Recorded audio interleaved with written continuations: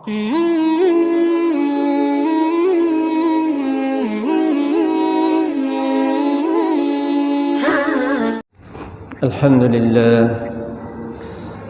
لله وكفى وسلام على عباده الذين اصطفى خصوصا على سيد الرسل وخاتم الأنبياء وعلى آله وأصحابه الأتقياء الذين النجوم الهدى الذين هم خلاصة العرب العرباء وخير الخلائق بعد الأنبياء. أما بعد فأعوذ بالله من الشيطان الرجيم. بسم الله الرحمن الرحيم. والكاظمين الغيظ والعافين عن الناس والله يحب المحسنين. وقال النبي صلى الله عليه وسلم: ليس الشديد بالسرعة إنما الشديد الذي يملك نفسه عند الغضب. صدق الله مولانا العظيم وصدق رسوله النبي الأمي الكريم ونحن على ذلك لمن الشاهدين والشاكرين والحمد لله رب العالمین. میرے بھائیوں اور دوستو عزیزو، انسان جس معاشرے میں رہتا ہے اس میں ہر طرح کے لوگوں سے انسان کا واسطہ پڑتا ہے. بعض دفعہ اچھے لوگوں سے واسطہ پڑتا ہے جن کے اخلاق سے، کردار سے آدمی کو خوشی ہوتی ہے، اور بعض دفعہ ایسے لوگوں سے بھی واسطہ پڑتا ہے کہ جن کے اخلاق سے، کردار سے آدمی کو تکلیف پہنچتی ہے، آدمی خوش نہیں ہوتا، اور اس کی وجہ سے آدمی کو دوسروں پر غصہ آتا ہے، آدمی ناراض ہوتا ہے. تو یہ کیفیت بھی دنیا میں ہوتی ہے. اور کیونکہ انسان ایک معاشرے میں رہتا ہے تو اس میں ہر طرح کے لوگ ہوتے ہیں، اور آپس میں بھی تعلقات میں بھی تبدیلی آتی رہتی ہے. کبھی دوسروں کے ساتھ تعلقات اچھے ہوتے ہیں اور کبھی تعلقات میں گڑبڑ بھی ہو جاتی ہے، تعلقات خراب بھی ہو جاتے ہیں آدمی کے. تو اصل چیز یہ ہے کہ آدمی ہر حال میں اعتدال پر رہے. اگر کسی کے ساتھ دوستی ہے، تعلقات اچھے ہیں اور بہت ہی اچھے ہیں، تو اس میں بھی آدمی کو ایک حد تک رہنا چاہیے، اعتدال کے ساتھ اپنا وقت گزارنا چاہیے.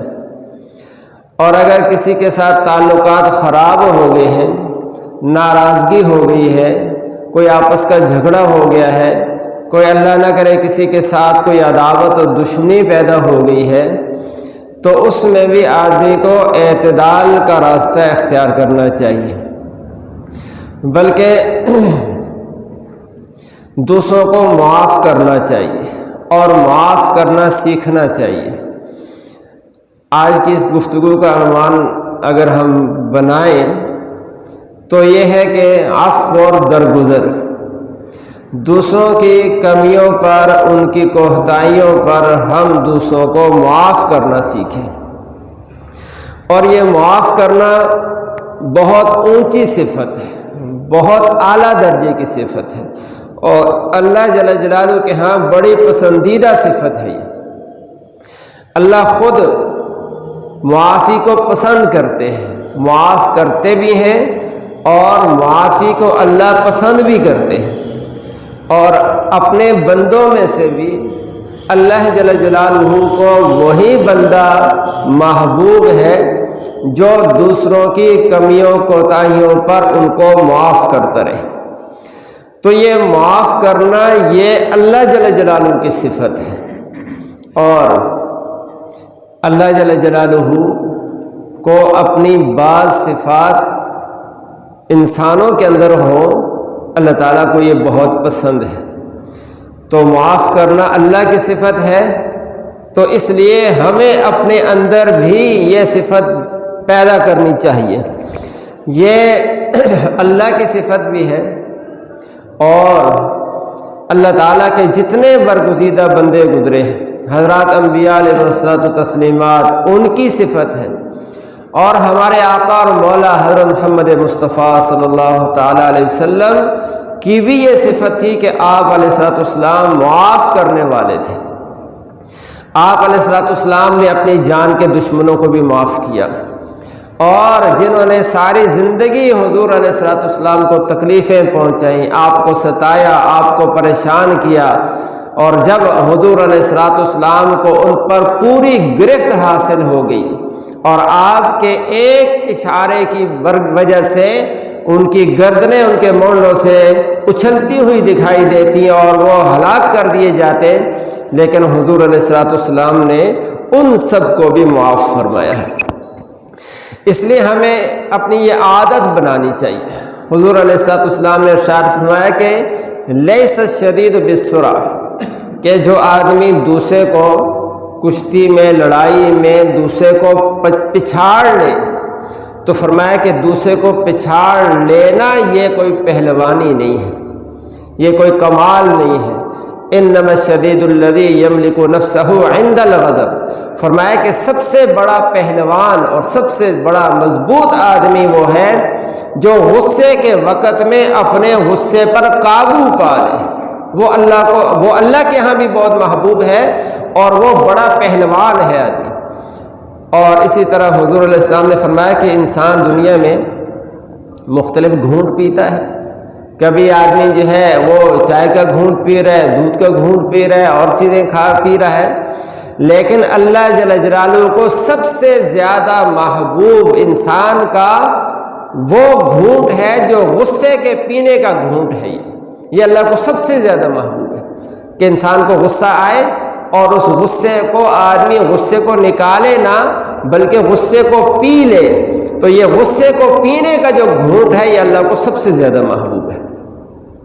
اور ایک روایت کے اندر اللہ کے نبی نے ارشاد فرمایا کہ کیا جس آدمی نے دنیا کے اندر جس کو کسی دوسرے پر غصہ آ گیا اور دوسرے سے ناراض ہو گیا اور دوسرے پر اپنا غصہ اس کو نکالنے کی پوری طاقت، پوری قوت حاصل تھی اور دوسرے سے پورا انتقام لے سکتا تھا، یہ اپنا غصہ پوری طرح نکال سکتا تھا، لیکن طاقت اور قوت کے ہوتے ہوئے بھی جس آدمی نے دنیا کے اندر غصے کو پی لیا، اللہ جل جلالہ قیامت کے دن سارے انسانوں کے سامنے اس کو بلائیں گے اور فرمائیں گے کہ تو نے دنیا میں غصے کے گھونٹ پیا تھا، آج ہم تمہیں یہ اعزاز دیتے ہیں کہ یہ جنت کی حوریں عین ہیں، جتنی چاہے تو اپنے لیے پسند کر دے۔ اللہ یہ اس کو آخرت میں انعام عطا فرمائیں گے۔ اور اللہ کے نبی نے ارشاد فرمایا کہ جو آدمی حق پر ہوتے ہوئے بھی جھگڑا چھوڑ دیتا ہے، لڑائی چھوڑ دیتا ہے، دوسرے کو معاف کر دیتا ہے، اللہ کے نبی نے ارشاد فرمایا کہ میں اس کے لیے جنت کے بیچوں بیچ میں اللہ سے محل دلوانے کا ذمہ دار ہوں۔ جو دوسرے سے انتقام لے سکتا ہے اور دوسرے سے بدلہ لے سکتا ہے، اپنا حق وصول کر سکتا ہے، اس کا حق بھی ہے، یہ حق لے سکتا ہے، لیکن اس کے باوجود بھی جب دوسرے کو معاف کر دے گا تو اللہ کے نبی اس کے لیے جنت کے بیچ میں محل کی ذمہ داری دلوانا۔ اور اللہ جل جلالہ نے قرآن پاک میں ان لوگوں کی تعریف فرمائی ہے، فرمایا والکاظمین الغیظ، وہ لوگ کہ جو غصے کی حالت میں اپنے آپ پر قابو پا لیا کرتے ہیں، والعافین عن الناس، اور لوگوں کو معاف بھی کر دیا کرتے ہیں، واللہ یحب المحسنین، اور یہ احسان بھی کرتے ہیں اور اللہ تعالیٰ ان لوگوں سے محبت کرتا ہے۔ تو انسان اپنی ان صفات کی وجہ سے اللہ کا محبوب بن جاتا ہے۔ اس لیے ہمیں اپنے اندر یہ صفات پیدا کرنی چاہیے کہ ہم دوسرے کو معاف کریں، دوسرے کو معاف کرنا سیکھیں۔ یہ زبان سے کہنا بہت آسان ہے، لیکن عمل کے اعتبار سے کرنا اس کو یہ تھوڑا مشکل کام ہے کہ آدمی، ہمارے ہاں ماحول یہ بن گیا ہے کہ اگر کسی نے کوئی ہلکی بات کہی ہے ہمیں، تو ہم جب تک اس سے زیادہ اس کے لیے سخت بات نہ کہیں ہمارا گزارا ہی نہیں ہوتا۔ ہم جب تک اینٹ کا جواب پتھر سے نہ دیں ہمارا گزارا ہی نہیں ہوتا۔ اور ہم بعض اوقات کہتے ہیں کہ اس نے مجھے فلاں بات کی ہے نا، جب میں نے بھی کیا نا تو سر سے لے کر پاؤں تک میں نے اس کو جلا کے رکھ دیا ہے، ساری زندگی یاد کرے گا میں نے ایسی بات کہی ہے اس کو۔ تو میرے بھائیوں اور دوستوں عزیزوں، تو غصے کی حالت میں غصے کو قابو کرنا یہ کمال کی بات ہے، غصے کی حالت میں غصے کو نکال دینا یہ کمال کی بات نہیں ہے۔ کمال یہ ہے کہ غصہ آیا ہو، غصے کو آدمی نکال سکتا ہو اور پھر بھی دوسرے کو معاف کر دے، غصے کو نہ نکالے۔ حضرت عبداللہ بن عباس رضی اللہ تعالیٰ عنہ راوی ہیں، حضور علیہ الصلوۃ والسلام نے فرمایا کیا میں تمہیں معاشرے کے برے لوگ بتاؤں؟ تو صحابہ نے عرض کیا کہ اے اللہ کے رسول آپ بتائیں ہمیں معاشرے کے برے لوگ کون ہیں؟ تو حضور علیہ السلام نے فرمایا کہ جو اپنے ملازموں اور اپنے غلاموں کو مارتے رہتے ہیں اور جن کے اندر رحم اور شفقت کا مادہ نہیں ہوتا، فرمایا یہ معاشرے کے برے لوگ ہیں۔ اور پھر فرمایا کہ اس سے بھی برے لوگ بتاؤں؟ تو حضور صحابہ نے عرض کیا کہ اے اللہ کے رسول بتائیں، اس سے بھی برے لوگ بتائیں۔ تو حضور علیہ السلام نے فرمایا کہ وہ آدمی جس سے کسی کو کوئی خیر کی توقع نہ ہو۔ بہت سے لوگ ہوتے ہیں نا معاشرے میں، ان کا کام دوسروں کو ڈسنا ہوتا ہے، وہ سانپ اور بچھو والی زندگی گزارتے ہیں۔ جب انسان اخلاقی اعتبار سے گرتا ہے نا، اس میں ہوس اور لالچ اور دنیا کی محبت جب اس کے دل میں آ جاتی ہے تو پھر یہ انسان اتنا بگڑتا ہے کہ جنگلی درندے بھی اتنے نہیں بگڑے ہوتے، اور پھر یہ اس قدر خون خرابہ کرتا ہے، اتنا نقصان کرتا ہے کہ جنگلی بھیڑیے کو اگر بکریوں میں چھوڑ دے تو وہ اتنا نقصان نہیں کرے گا جتنا یہ بگڑا ہوا انسان نقصان کرتا ہے۔ پھر یہ اس کے اندر صفات وہ جنگلی درندوں والی پیدا ہو جاتی ہیں، اور اس سے بھی زیادہ بگڑتا ہے تو سانپ اور بچھو والی اس کے اندر خصلت پیدا ہو جاتی ہے۔ بڑا جانور شیر ہو گیا، دوسرے جانور وہ جانور کو مارتے ہیں، اس سے کیا ہوتا ہے؟ اس کو کھاتے ہیں، اپنا پیٹ بھرتا ہے، کہ دوسرے کا نقصان کر کے اپنا پیٹ بھرتا ہے۔ تو یہ بھی گندی صفت پھر انسانوں میں آ جاتی ہے، مسلمانوں میں بھی آ جاتی ہے۔ اور اس سے اگلا جو بگاڑ ہوتا ہے وہ یہ ہوتا ہے کہ اتنا بگڑ جاتا ہے کہ دوسرے کا نقصان کرتا ہے، اپنی ذات کو کوئی فائدہ نہیں ہوتا اس کو، یہ دوسرے کا ایسا بھی نقصان کرتا ہے کہ دوسرے کا نقصان ہو جائے چاہے میری ذات کو فائدہ ہو نہ ہو۔ جیسے سانپ جب دوسرے کو ڈستا ہے تو سانپ کا پیٹ نہیں بھرتا اس سے، بچھو جب دوسرے کو ڈستا ہے تو بچھو کا پیٹ نہیں بھرتا، وہ دوسرا تڑپ جاتا ہے۔ یہی حال انسانوں کا ہوتا ہے کہ جن کے دلوں میں ہرس، ہوس، مال کی محبت، دنیا کی محبت، اپنے آپ کو بڑا بنانے کی محبت جب آ جاتی ہے، اور دوسرے انسان جو ان کو جو ہے نا حقیر اور جو ہے نا چنٹیوں کی طرح ذلیل اور حقیر نظر آتے ہیں، تو پھر وہ ان کو تکلیف پہنچاتے ہیں چاہے ان کو خود کوئی فائدہ نہ ہو۔ سانپ اور بچھو جیسی گندی خصلت پیدا ہو جاتی ہے۔ تو اللہ تعالیٰ ہماری اس سے حفاظت فرمائے۔ تو حضور علیہ السلام نے فرمایا کہ کیا تمہیں ایسے انسان، اس سے بھی برے انسان بتاؤں؟ تو صحابہ نے عرض کیا کہ بتائیں۔ حضور علیہ السلام نے فرمایا کیا کہ جس سے کسی خیر کی توقع نہ ہو، نیکی کی توقع نہ ہو، اور ہر آدمی اس سے خطرے میں ہو کہ یہ پتہ نہیں میرا کیا کرے گا، پتہ نہیں کیا نقصان میرا کرے گا یہ۔ تو ہر آدمی جس سے خطرے میں ہو، جیسے سانپ اور بچھو سے ہر آدمی ڈر رہا ہوتا ہے، ایسے یہ انسان ایسا بن جائے کہ اس سے ہر آدمی خوف زدہ ہو۔ تو فرمایا یہ معاشرے کا سب سے برا آدمی ہے۔ پھر فرمایا کہ اس سے بھی بدترین آدمی بتاؤں؟ تو صحابہ نے عرض کیا کہ اللہ کے رسول بتائے اس سے بھی بدترین آدمی کوئی ہے؟ تو حضور علیہ الصلوۃ والسلام نے ارشاد فرمایا کہ معاشرے کا سب سے بدترین برا آدمی وہ ہے کہ جس سے اگر کسی سے غلطی ہو گئی ہے وہ اس سے معافی مانگتا ہے تو یہ اس کو معاف نہیں کرتا۔ کسی سے غلطی ہو گئی ہے، اس کو خیال آ گیا ہے مجھ سے غلطی ہو گئی ہے، یہ دوسرے کی معذرت کو قبول نہیں کرتا اور اس کو معاف کرنے کے لیے تیار نہیں ہوتا، یہ معاشرے کا سب سے بدترین آدمی ہے یہ۔ اس لیے اب ہم اپنا بھی جائزہ لیں ہم کہ ہم معاشرے کے کیسے آدمی ہیں۔ پھر اگر ہمارے ساتھ کسی سے کوئی زیادتی ہو جائے، کسی سے کوئی غلطی ہو جائے اور وہ ہم سے آ کے معافی مانگے تو کیا ہم اس کو معاف کر دیتے ہیں آسانی کے ساتھ؟ ہم اس کا اپنے اندر یہ بات پیدا کریں کہ ہم معاف کرنا سیکھیں۔ یہ اللہ کی صفت ہے، اللہ کے رسول کی صفت ہے۔ اور حضرات انبیاء علیہ الصلوۃ والتسلیمات کی صفت ہے یہ۔ قرآن پاک میں سب سے تفصیل کے ساتھ جو واقعہ اللہ تعالیٰ نے بیان فرمایا حضرت یوسف علیہ السلام کا بیان فرمایا، سب سے تفصیل کے ساتھ اور ایک ہی صورت کے اندر پورا واقعہ اللہ نے بیان فرمایا۔ تو یوسف علیہ السلام انتہائی حسین تھے، جمیل تھے، خوبصورت تھے، والد کو ان سے بڑی محبت تھی، ان کے 11 بھائی تھے، تو بھائیوں نے دیکھا کہ اس کو اس سے زیادہ محبت ہے ہمارے والد کو، تو بھائیوں نے کیا کیا، ان کو جا کے ایک جو ہے ان کے کپڑے اتارے اور کپڑے اتار کے ان کو جو ہے کنویں کے اندر ڈال دیا، کنویں کے اندر ڈال دیا۔ اور پھر اللہ تعالیٰ نے کیا کیا کہ اللہ سبحانہ و تعالیٰ نے پھر نظام چلایا، اللہ کے نبی تھے، اللہ نے حفاظت کی ان کی، تو ایک قافلہ آیا اور آ کے انہوں نے اس کنویں کے اندر اب ڈول ڈالنے کے پانی نکالنے کے لیے ڈول ڈالا، اندر دیکھا تو خوبصورت بچہ ہے، انہوں نے نکال لیا اور انہوں نے جا کے کیا کیا، پھر آگے مصر کے بازار میں جا کے فروخت کر دیا، اور پھر اللہ جل جلالہ اپنی قدرت استعمال کر کے مصر کا اللہ نے ان کو بادشاہ بنا دیا، پہلے وزیر خزانہ بنے، پھر اللہ نے بادشاہ بھی بنا دیا، لمبا واقعہ ہے۔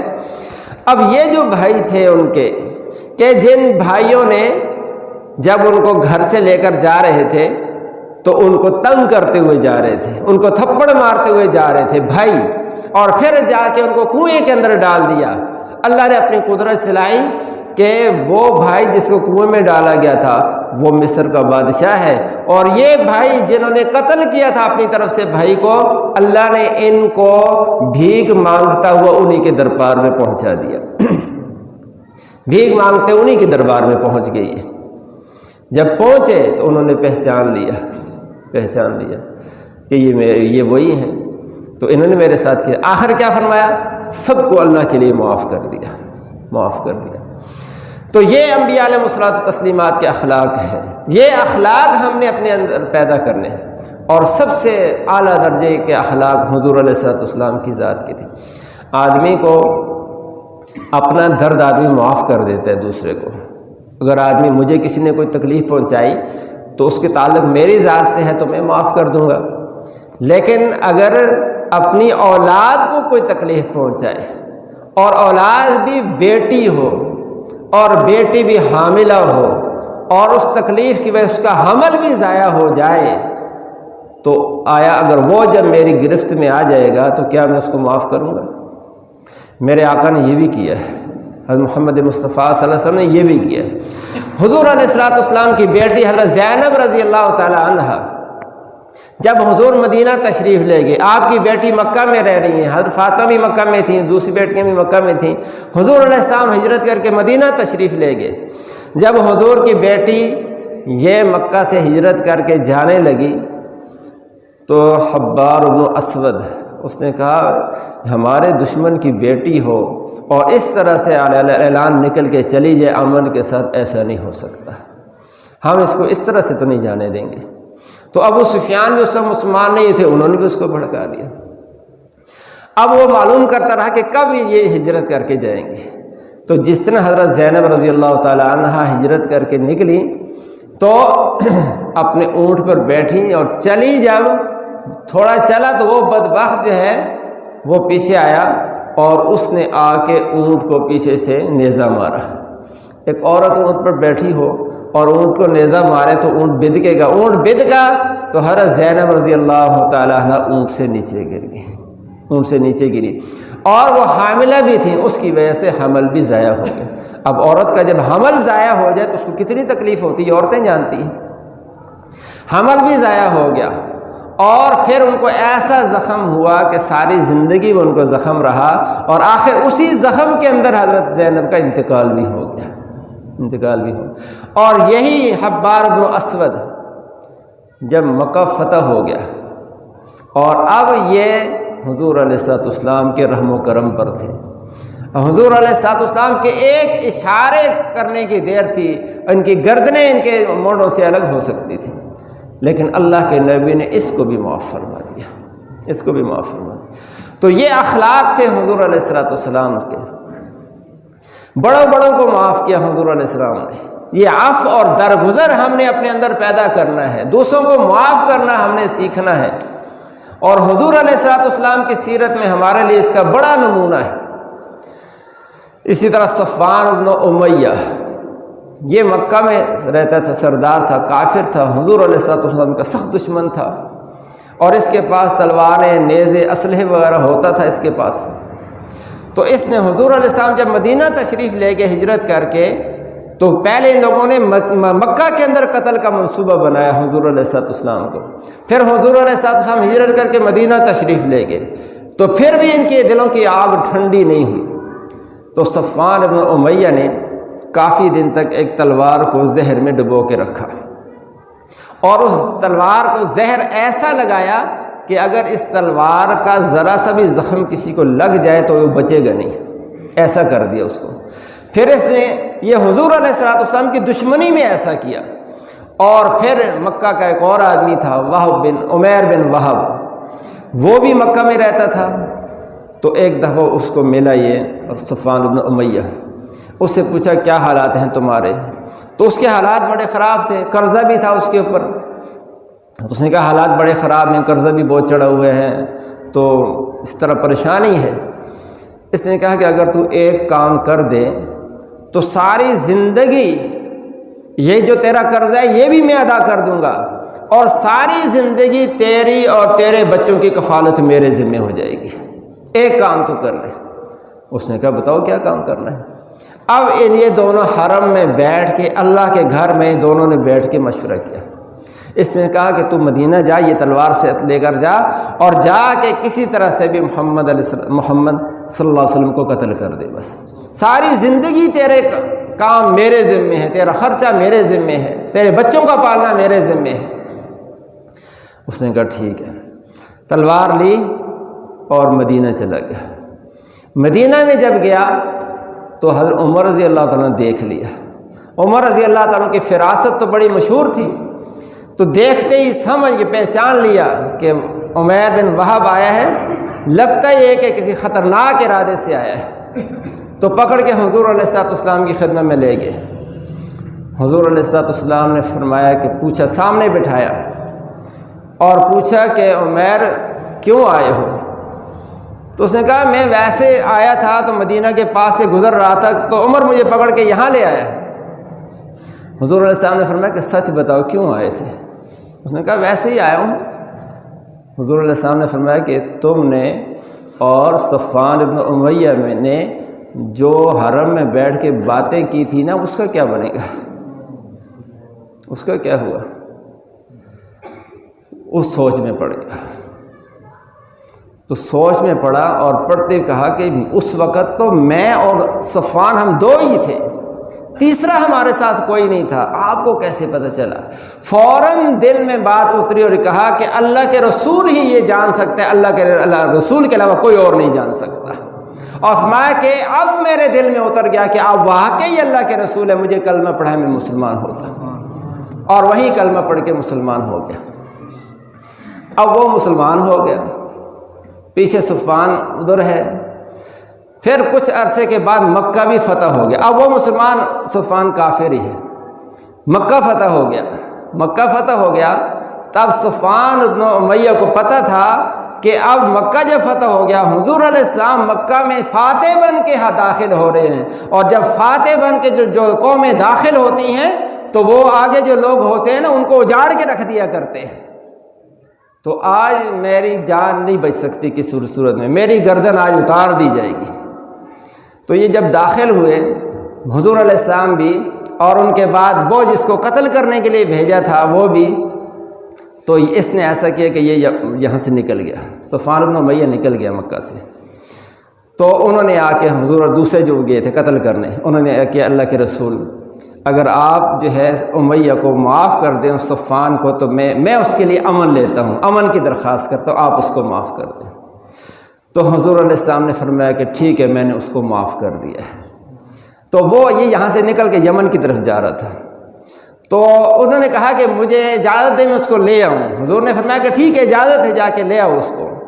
تو پھر عرض کیا کہ اے اللہ کے رسول اگر آپ کی طرف سے مجھے کوئی نشانی نہیں ملے گی نا تو وہ نہیں آئے گا میرے ساتھ۔ تو حضور علیہ الصلوۃ والسلام نے وہ آدمی جو حضور کے قتل کا منصوبہ بنانے والا، حرم کے اندر بیٹھ کے بنانے والا، حضور علیہ الصلوۃ والسلام اپنی کملی اتار کے دے دی کہ یہ لو، یہ میری چادر اس کو دکھاؤ تاکہ کسی طرح سے واپس آ جائے۔ وہ چادر لے کر کے دکھایا حضور علیہ السلام، وہ واپس آ گیا صفوان بن امیہ اور حضور کے سامنے بیٹھا۔ تو اس نے کہا کہ ٹھیک ہے میں یہاں رہوں گا لیکن میں مسلمان نہیں ہوتا، مسلمان نہیں ہوتا میں۔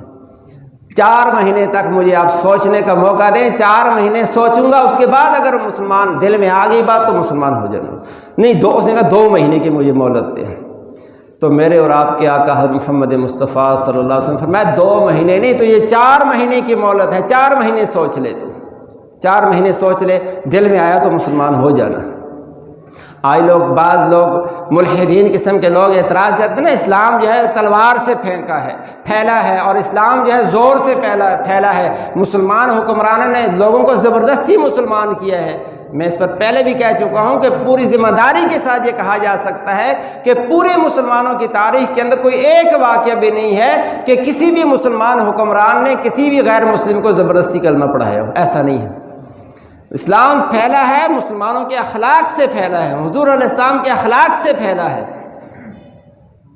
تو حضور علیہ السلام نے کہا ٹھیک ہے، تجھے 4 مہینے کی اجازت ہے، 4 مہینے بھی تو دل کرے تو مسلمان ہو جانا۔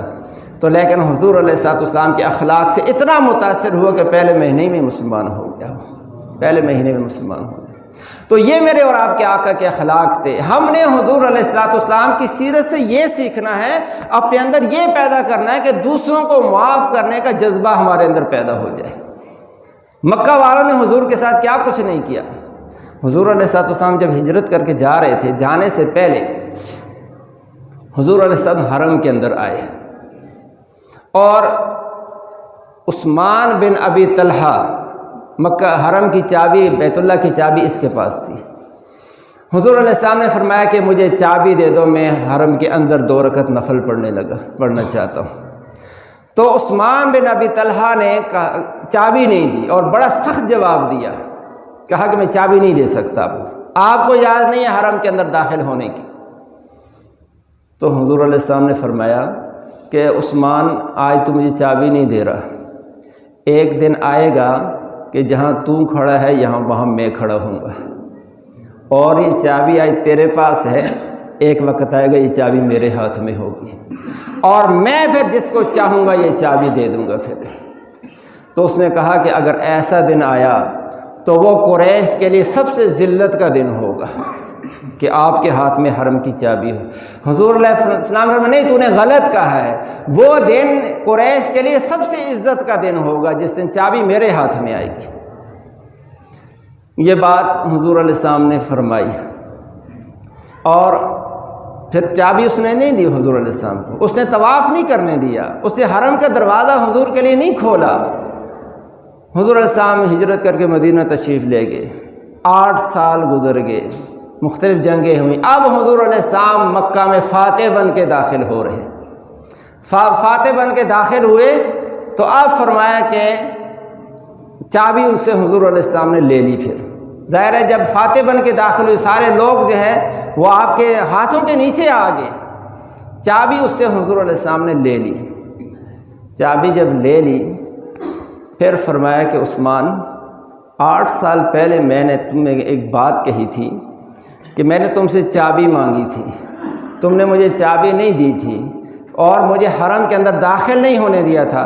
میں نے تمہیں کہا تھا کہ ایک وقت آئے گا کہ یہ چابی میرے ہاتھ میں، تیری جگہ میں کھڑا ہوں گا اور میری جگہ تو کھڑا ہوگا، چابی میرے ہاتھ میں ہوگی اور میں جس کو چاہوں گا دوں گا۔ ان کو وہ بات یاد آ گئی اور کہا کہ اشہد ان لا الہ الا اللہ و اشہد ان محمد رسول اللہ، کلمہ پڑھا اور مسلمان ہو گئے۔ لیکن حضور علیہ السلام نے فرمایا کہ تو نے تو میرے ساتھ یہ کیا تھا کہ مجھے حرم کے اندر داخل نہیں ہونے دیا، نفل نہیں پڑھنے دیے، لیکن آج میں تیرے ساتھ وہ کر رہا ہوں جو کبھی کسی نے نہیں کیا ہوگا۔ آج میں یہ چابی دوبارہ تیرے ہاتھ میں دے رہا ہوں اور قیامت تک یہ چابی تیرے خاندان میں رہے گی۔ آج بھی بیت اللہ کی چابی حضرت عثمان بن ابی طلحہ کے خاندان کے آدمی کے پاس ہے، اللہ کے نبی نے یہ اخلاق ہمیں سکھائے ہیں، یہ اخلاق سکھائے۔ ہندہ ابو سفیان کی بیوی، حضرت حمزہ رضی اللہ تعالیٰ عنہ حضور کے چچا بھی تھے اور حضور کے رضائی بھائی بھی تھے، دونوں نے ایک عورت کا دودھ پیا ہوا تھا، دونوں ہم عمر بھی تھے، دونوں دوست بھی تھے، چچا بھتیجا بھی تھے، بھائی بھی تھے، دوست بھی بہت تھے۔ حضور علیہ السلام کو بڑی محبت تھی حضرت حمزہ کے ساتھ، لیکن جب احد کے میدان میں شہید ہو گئے حضرت حمزہ تو حضور علیہ السلام کو اس قدر دکھ تھا کہ جس کو ہم بیان نہیں کر سکتے۔ حضور علیہ السلام نے فرمایا کہ اگر کسی کی میت پر نوحہ کرنا جائز ہوتا تو آج میں عورتوں کو بلاتا میرے چچا پر نوحہ کرو، میرے چچا پر بیان کرو، آج مجھے بھی کتنا دکھ ہے۔ تو اتنا دکھ تھا۔ اور ان کا جو قتل کیا تھا ہندہ، اس وقت تو غیر مسلم تھی، تو اس نے اپنے باپ کا انتقام لیا تھا، بدر میں اس کا باپ مارا گیا تھا، تو اس نے حضرت حمزہ رضی اللہ عنہ کی آنکھیں نکلوائی، ان کے ناک کٹائی، ان کا کان کٹوائے، ان کا کلیجہ چرایا، دل نکالا، مسلح کر دیا حضرت حمزہ کا۔ حضور کو اس لیے بڑا دکھ تھا۔ اور جب پھر اس کے بعد مکہ فتح ہو گیا، اب وہی ہندہ، اس کو بالکل یقین نہیں تھا، اس کے وہم و گمان بھی نہیں تھا کہ مجھے معاف کر دیا جائے گا، اس کو پتہ تھا مجھے آج قتل کر دیا جائے گا۔ تو وہ کپڑا لپیٹ کے آئی اور آ کے حضور علیہ السلام نے پہچانا نہیں، پہلے کلمہ پڑھا، اشہد ان لا الہ الا اللہ و اشہد ان محمد رسول اللہ، کلمہ پڑھ لیا اور پھر اتارا، کہا کہ میں ہندو ہوں۔ تو حضور علیہ السلام نے فرمایا تم نے کلمہ پڑھ لیا ہے، لہذا میں نے تمہیں معاف کر دیا۔ تو نے میرے چچا کے ساتھ کیا کچھ کیا تھا، لیکن میں نے تجھے معاف کر دیا۔ جب معاف کیا تو حضرت ہند اب صحابیہ بن گئی ہے نا، یہ اللہ نے ایمان جب قبول کیا، اللہ نے پچھلا سب معاف کر دیا۔